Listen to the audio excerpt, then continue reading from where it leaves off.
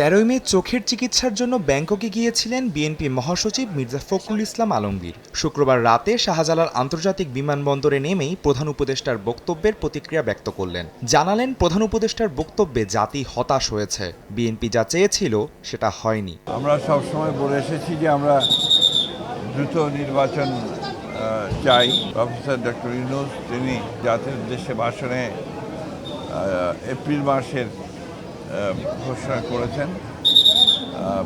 নিঃসন্দেহে এতে আসলে আমরা নয়, আমার গোটা জাতি হতাশ হয়েছে।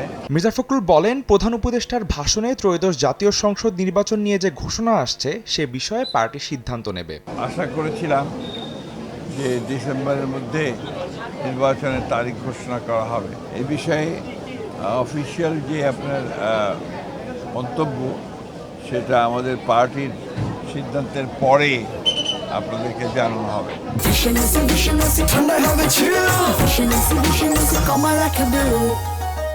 এর আগে রাতে ভারপ্রাপ্ত চেয়ারম্যান তারেক রহমানের সভাপতিত্বে বিএনপির জাতীয় স্থায়ী কমিটির বৈঠক অনুষ্ঠিত হয়। বৈঠক পরবর্তী বিবৃতিতে বলা হয়, ভোটাধিকার পুনঃপ্রতিষ্ঠায় জনগণের দীর্ঘ আন্দোলন ও আত্মত্যাগ সত্ত্বেও নির্বাচন নিয়ে অনিশ্চয়তা মানুষকে হতাশ করেছে। বিবৃতিতে অভিযোগ করা হয়, সরকারের পক্ষ থেকে সকল দলের ঐক্যমতের কথা বলা হলেও তা বাস্তবে ঘটছে না। এপ্রিলের প্রথমার্ধে জাতীয় নির্বাচন আয়োজনের প্রস্তাব বাস্তবসম্মত না উল্লেখ করে ডিসেম্বরের মধ্যেই নির্বাচন আয়োজনের দাবি পুনর্ব্যক্ত করে বিএনপি। আদনান তুর্য, সময় সংবাদ, ঢাকা।